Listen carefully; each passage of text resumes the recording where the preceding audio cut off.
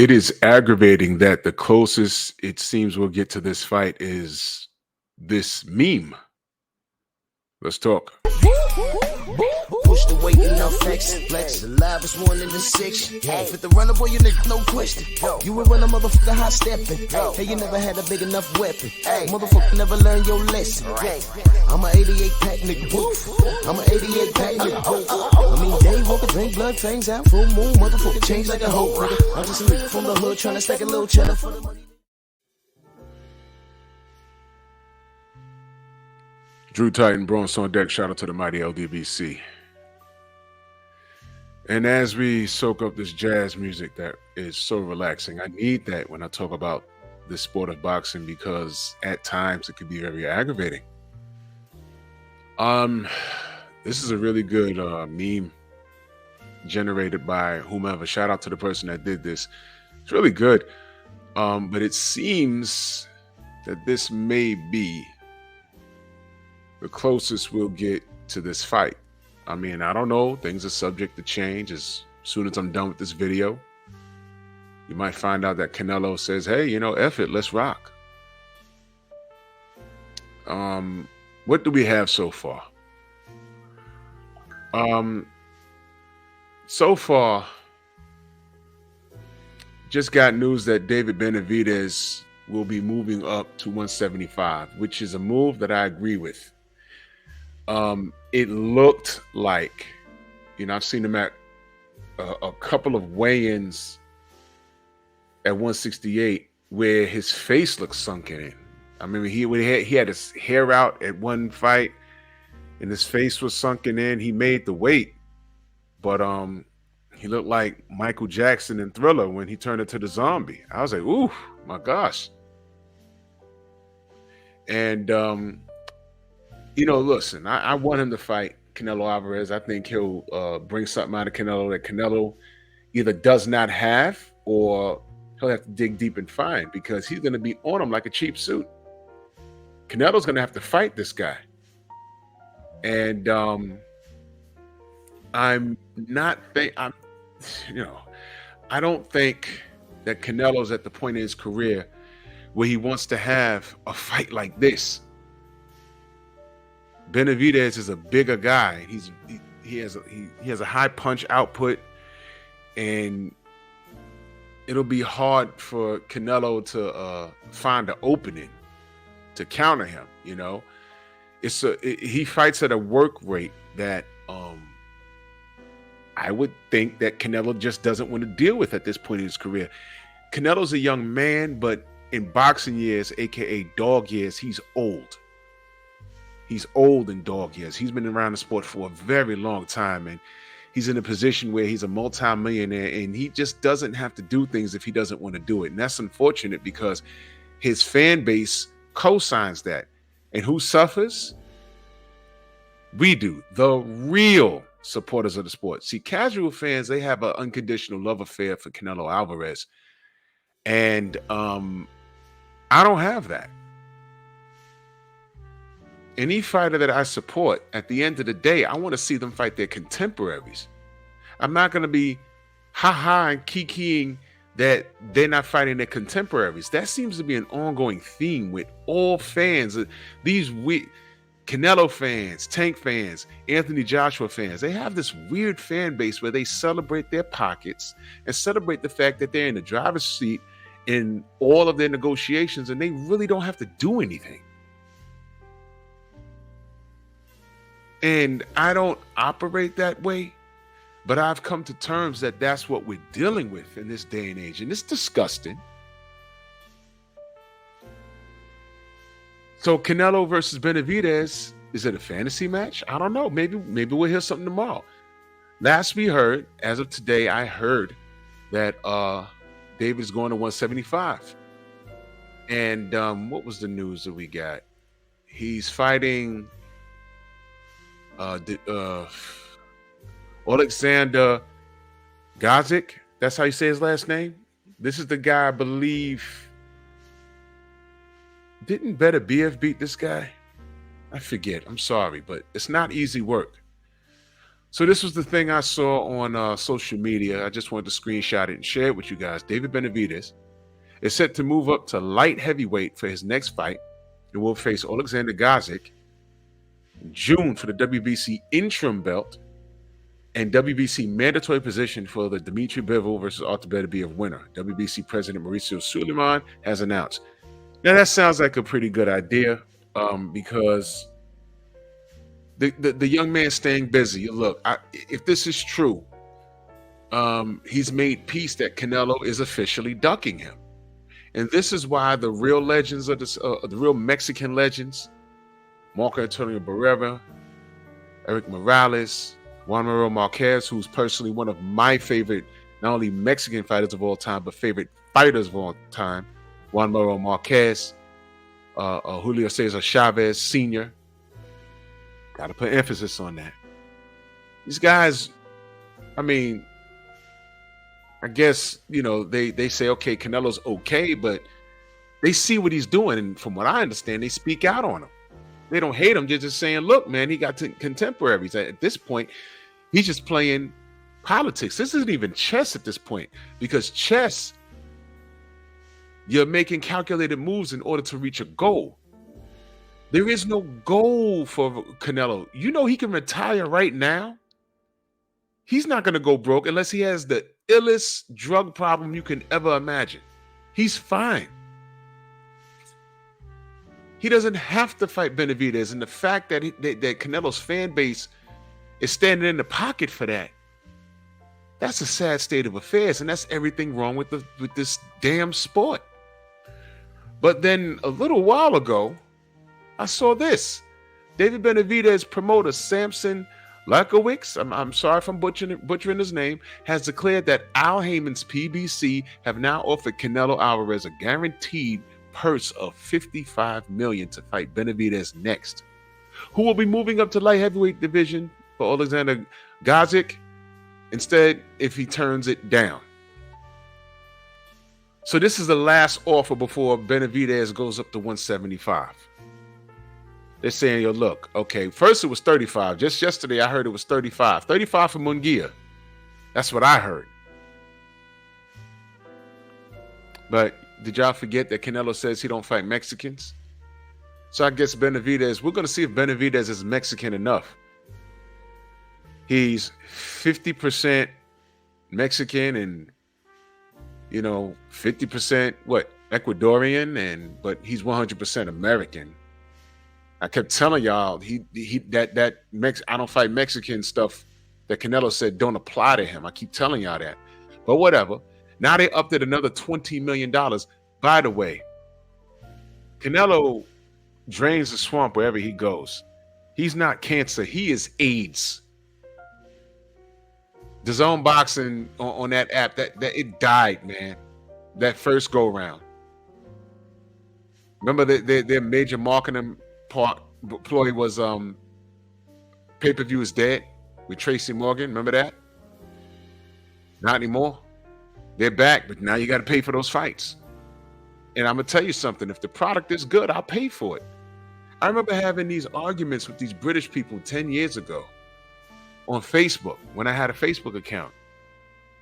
And while they were so fixated on Eddie Hearn partnering up with this Russian that had $1 billion and he had endless money to dump into boxing, their argument, their celebration was Eddie Hearn allegedly had unlimited funds to go buy up all the PBC fighters. And my question to them was, what is this fixation with the PBC fighters?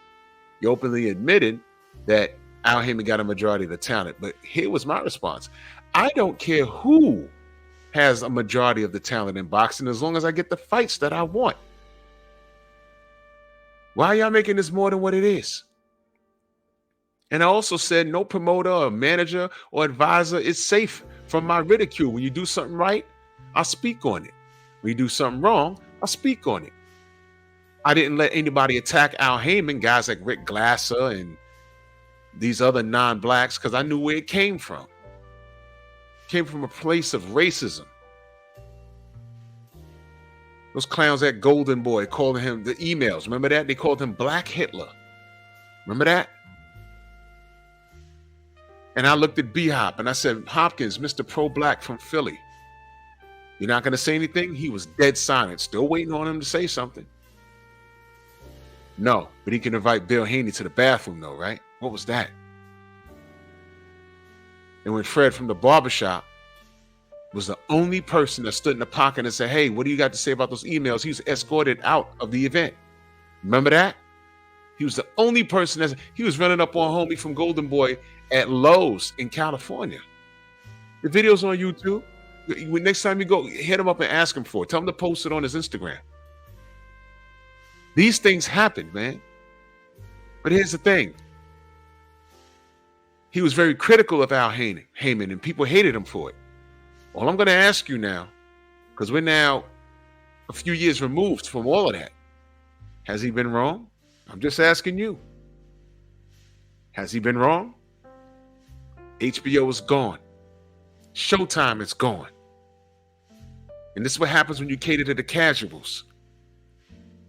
It's good for a few moments, but when it's over with, got to remember, these casuals are the Ritalin and Prozac kids from 15 years ago. They have a problem. They have a short attention span. They have a problem paying attention.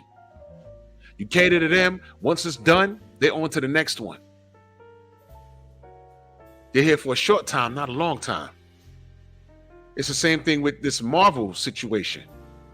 The product has suffered. You're catering to who? The broken wrist community? Feminism? The real fans who paid money for this stuff that you generated millions of dollars off of? You've turned your back on them. And what are we doing? We're holding our money. We're saying, we ain't going to watch this program. She-Hulk, we'll skip it. The Marvels, we'll skip it. Thor, Love, and Thunder, horrible. And we're turning our backs. These are the things I grew up watching. You let feminism in here and all these other people in here that just wants to be a part of something to say, here, look at me. And you isolate the people that got you here in the first damn place. And once we turn our backs, the people with the short attention span or the people that were just looking to wave a flag to say, here, we're a part of this, we're here. Once the swamp is drained, they're on to the next. This is Canelo Alvarez. Everywhere he went, it died. It died. All these companies gone. HBO gone. Showtime gone. Now you're on Amazon Prime. You went from 35 million to offering this guy 55 million. You know what this is? I read someone say, Al Heyman looking desperate. Hey, look, man, can you deny that? They got this blockbuster deal with Amazon, and they need something to earn their keep. So now you're offering $55 million. Now, I want you to understand something. You want to talk about value. You hear me say value a lot. They're offering this guy, Canelo Alvarez, $55 million, who hasn't given you anything substantial outside of Caleb Plant. Caleb Plant. This is what he's given us? Caleb Plant? What else is he giving us? Do y'all remember his last, what was his last opponents? What was his last opponents? Let's work backwards. Jamel Charlo. The wrong Charlo, man. You were supposed to fight Jamal about 5 years ago, but a franchise status came in the way of that. So we never got that. He gave you John Ryder, a third fight with Triple G that we didn't ask for, that he said he wasn't going to do. We didn't ask for that, but he said he wasn't going to do that, but he did it anyway. Why? Because prior to that, he lost to Dimitri Bivol. Didn't ask for that either. But he thought he could go up to 175 and legacy pad because Dimitri Bivol didn't look as dominant in the fight prior to that. So he ended up fighting somebody for real and lost. Prior to that, Caleb Plant, he gets full credit for that. But prior to that, what did he give you? Billy Joe Saunders. I ain't asked for that. Then prior to that, Abner Yildirim. Prior to that, Caleb Smith. Prior to that, Sergey Kovalev. We didn't ask for that. We didn't ask for that. Daniel Jacobs. I'll give him credit for that. Rocky Fielding. Stop. Then prior to that was 2 fights with Gennady Golovkin and some clenbuterol in between. Are you serious? $55 million for David Benavidez versus Canelo Alvarez. This is what you now. This is what you're offering Canelo. We don't know what David's going to get. But the PBC didn't see no value in Errol Spence versus Bud Crawford. Y'all see this? Showtime's dead, and now they're on Amazon Prime. And this is they're just showing you. Man, this is the last stand. If it don't work out with Amazon Prime, and I ain't gonna hold y'all, I'm not confident. Errol and Bud had to sit down and get this thing done on their own.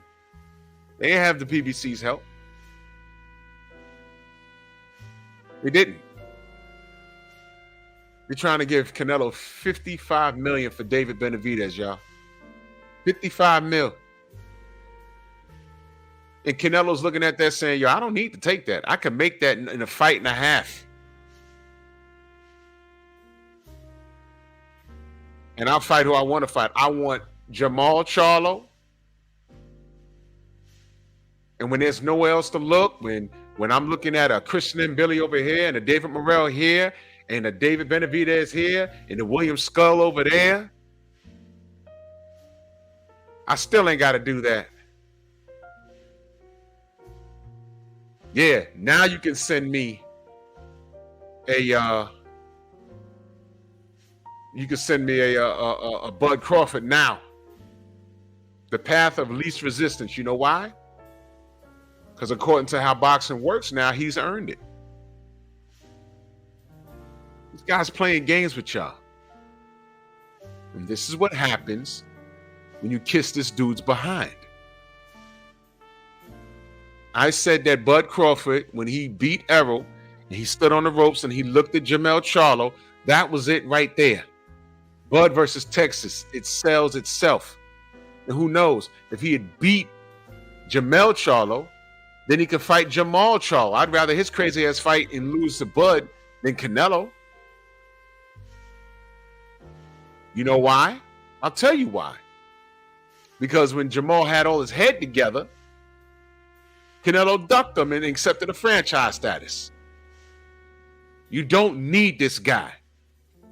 So at this point with the PBC, it's sink or swim. How the hell you ain't had no money for Bud and Errol, but you got $55 million for this guy? You got to be kidding me.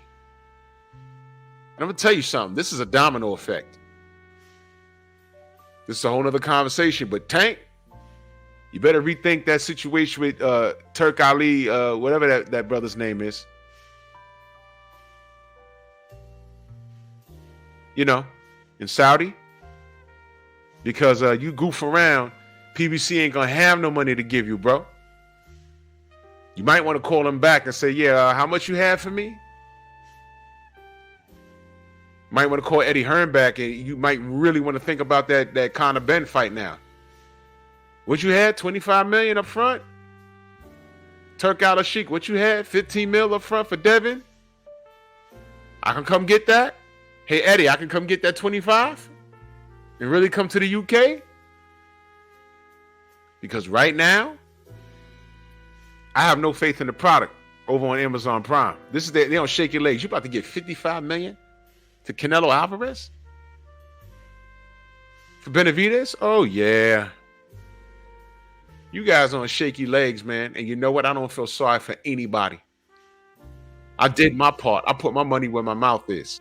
When you give me the fights that I want, I gladly pay for them. In fact, every fight that I attend, I also buy 2 pay-per-views. Because I'm like that. I support. I've been to 2 live Bud events. Both of them were pay-per-view. What have you done? But I'll be damned. I ain't paid for Canelo Alvarez versus anybody in the last. Let me go back to this record. I paid for Danny Jacobs. I did. And I did pay for Caleb Plant. That was it. Oh, no. I did pay for Jamel Charlo. I did. I went to the press and everything. I did pay for it. So that's 3 Canelo events I paid for. And I'm sorry. I did purchase Gennady Golovkin the first fight. No, wait a minute. I paid for the first and the second fight. Because 2017, I was supporting Canelo. Yeah. And then he popped.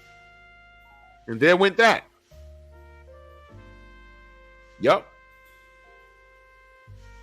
You're looking at a former Canelo supporter, y'all. Come on now. Enough is enough. But where's the justice for David Benavidez, y'all? Where is it? Where's the justice for this young man? We just gonna let the industry do this to him? Here's my thing, man. At this point, look, man. Stop. Look, I know this is life-changing money, man, but you guys got to take a stand. You guys got to look. Stop acting like this dude hasn't been beaten before. Stop it, man. Stop it. David Benavidez, at this point, if you can go to 175 and knock off Alexander Gazik, I'm sorry if I'm butchering his name, and you can at least get the winner of Bivol versus Artur Beterbiev and capture one of their belts, the winner, which is it's a no easy task. But if you can do it, already got you ranked ahead of Canelo at this point. Because you know what he'll always be able to say? That dude wanted no smoke with me. He wanted no smoke with me. The bud too small, and he just act like I don't exist, and I'm right there. And what's sad is the fans aren't fighting hard enough to put pressure on Canelo.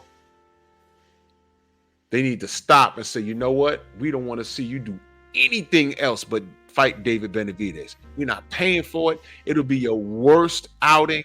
We're not going to talk about it. It's over for you. But y'all are cowards. Y'all won't do it. This unconditional love affair you have with some of these fighters is ridiculous, man. But, it's boxing. Y'all let me know what y'all think. Bronx on deck.